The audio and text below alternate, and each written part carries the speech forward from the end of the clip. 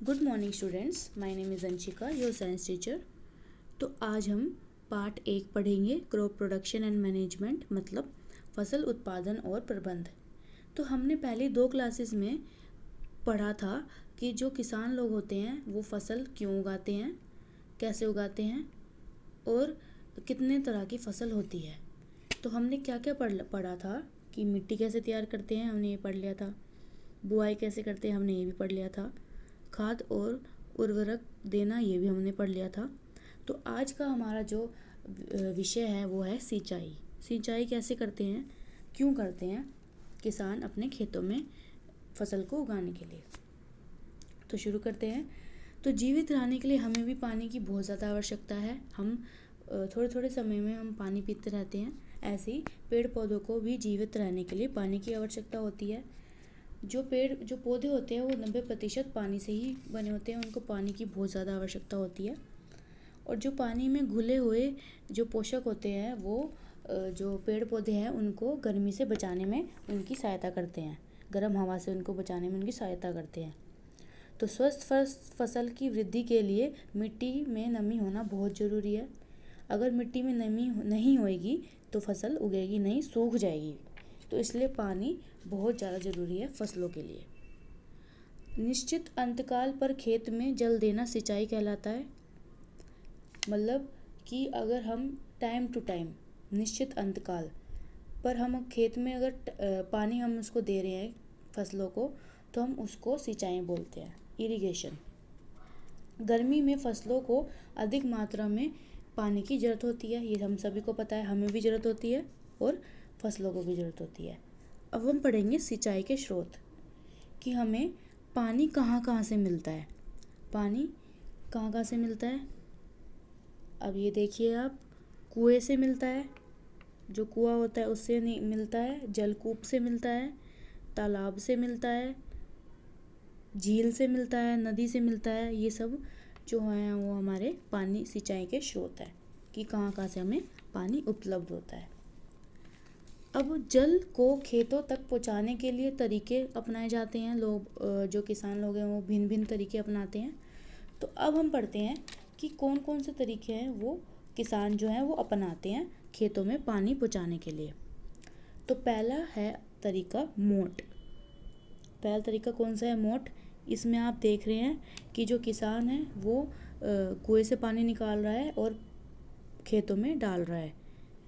फिर दूसरा है हमारा चेन पंप।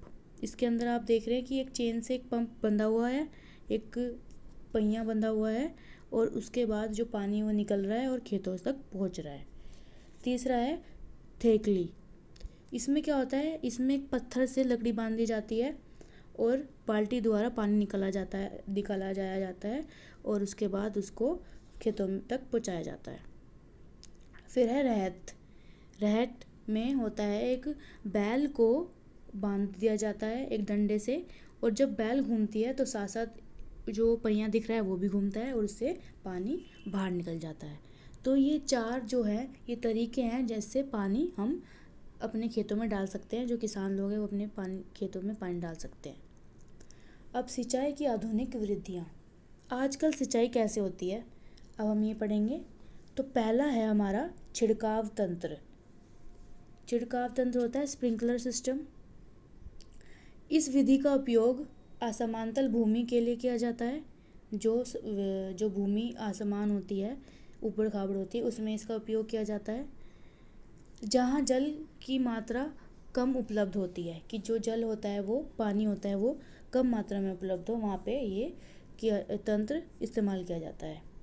अब इसमें ये कैसे इस्तेमाल किया जाता है, पाइप के ऊपरी सिरे पर घूमने वाले नोज़ल लगे होते हैं। जैसे आप इसमें देख रहे हैं कि ये जो नोज़ल लगी हुई है पाइप के ऊपरी सिरे पर, यह पाइप निश्चित दूरी पर मुख्य पाइप से जुड़ा होता है। जो मेन पाइप होता है, जो मेन पाइप लाइन होती है जहाँ से पानी आ रहा होता है, वहाँ से ये इसके छोटे छोटे पाइप निकले होते हैं और ये जुड़े होते हैं।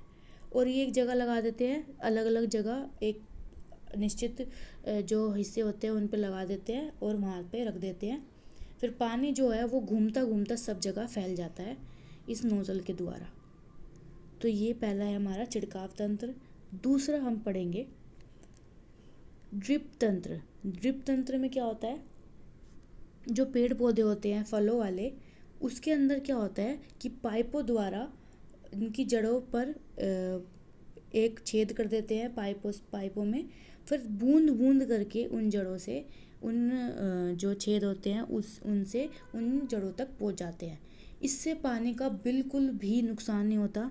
जितना पानी जो पौधे हैं उनको चाहिए उतना ही पानी उनको मिलता है। तो ये दो तरीके हो गए हमारे। एक तो हो गया हमारा जो छिड़काव तंत्र, स्प्रिंकलर सिस्टम जिसे कहते हैं हम, और दूसरा हो गया ड्रिप तंत्र जिसको ड्रिप इरिगेशन सिस्टम हम कहते हैं। तो अब हम पढ़ेंगे खरपतवार से सुरक्षा। तो अब हम पांचवा पढ़ेंगे, खरपतवार से सुरक्षा। तो आप इसमें देख रहे हैं कि जो एक आदमी है वो खरपतवारिनी को जो छिड़काव है वो कर रहा है।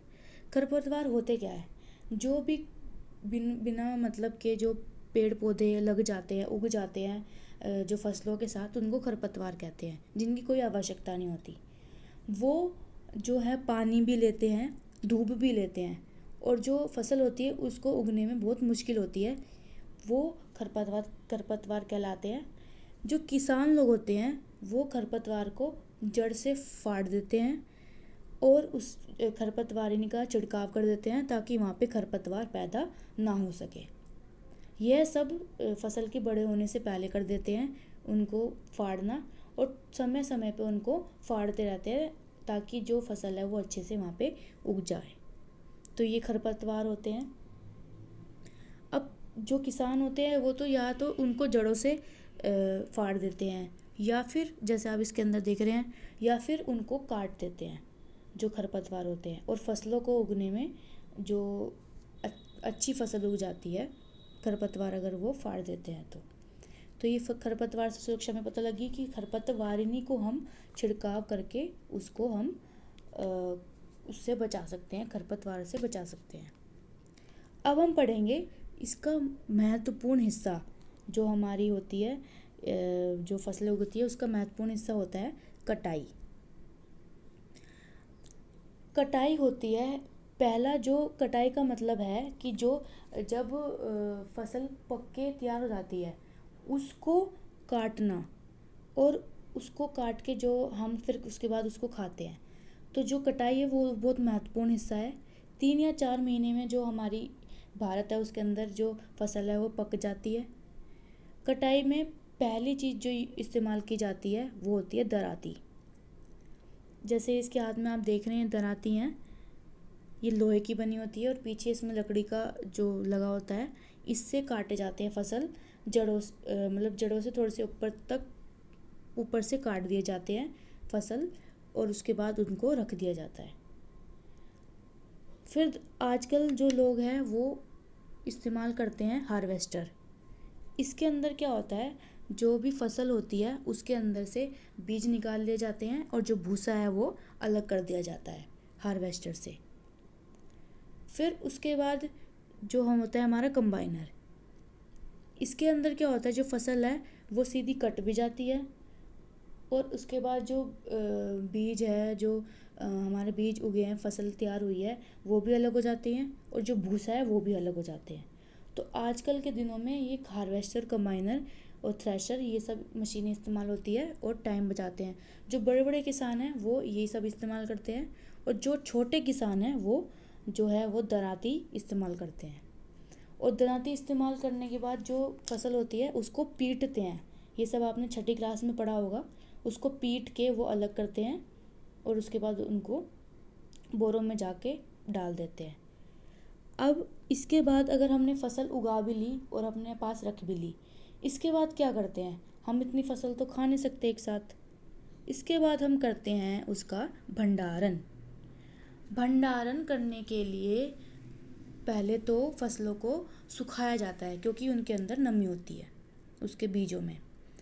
तो भंडारण के लिए जो जूट की जो बोरी होती है उसके अंदर रख दिए जाते हैं, भर दिए जाते हैं, और उसके बाद उनको एक कमरे में बंद कर दिए जाते हैं जहाँ पर बहुत ज़्यादा जो है वो फसलें उगाई जाती है। उसको साइलों में जो भंडारण जो कमरे होते हैं उनके अंदर बंद कर दिए जाते हैं और बाद में उनको इस्तेमाल कर लेते हैं।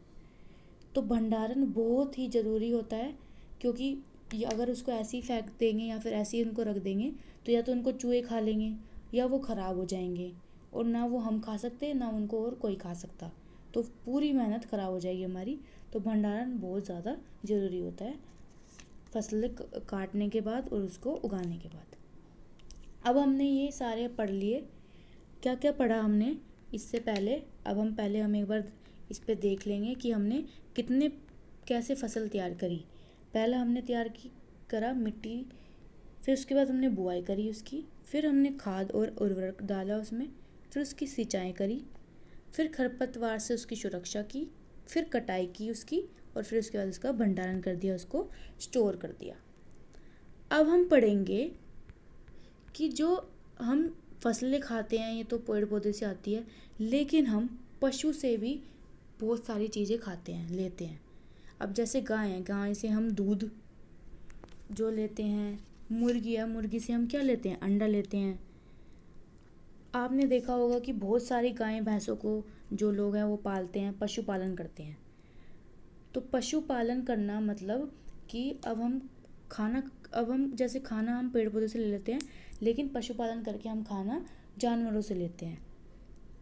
अब जो गाय भैंस होती है वो हमें दूध देती है, और भी चीज़ें जैसे कि ये हमारी मुर्गियाँ, ये हमें अंडे देती है और मीट जो होता है वो देती है। सूअर बहुत लोग पालते हैं, कुछ लोग घोड़े पालते हैं, कुछ लोग जो ये शीप होती है, भेड़ बकरी होती है, ये पालते हैं। तो ये पशुपालन होता है। कुछ लोग मधुमक्खियाँ पालते हैं शहद के लिए, तो ये पशुपालन करके उनसे जो है वो कुछ खाना ले लेते हैं, कुछ चीज़ें ले लेते हैं। तो इसको हम क्या बोलते हैं? पशुपालन। बड़े जो सिरे पे किया जाता है, जहाँ पे बहुत बड़ी बड़ी जो जगह होती है वहाँ पे पशुपालन बहुत बड़े उसमें किया जाता है, और वहाँ पे जो दूध वगैरह होता है ये भी बड़े पैमाने में निकलता है। और जहाँ 1 या 2 जानवर जिसके पास होते हैं वहाँ पे कम होता है। अब मुर्गी भी, जो 1 या 2 मुर्गी रखता होगा उसके पास अंडे कम होंगे, और जो ज़्यादा मुर्गी रखता होगा उसके पास अंडे ज़्यादा होंगे। तो ये था हमारा पाठ 1। तो सभी बच्चों को समझ आ गया। सभी बच्चे इसको याद करेंगे अच्छे से और क्विज़ की तैयारी करेंगे।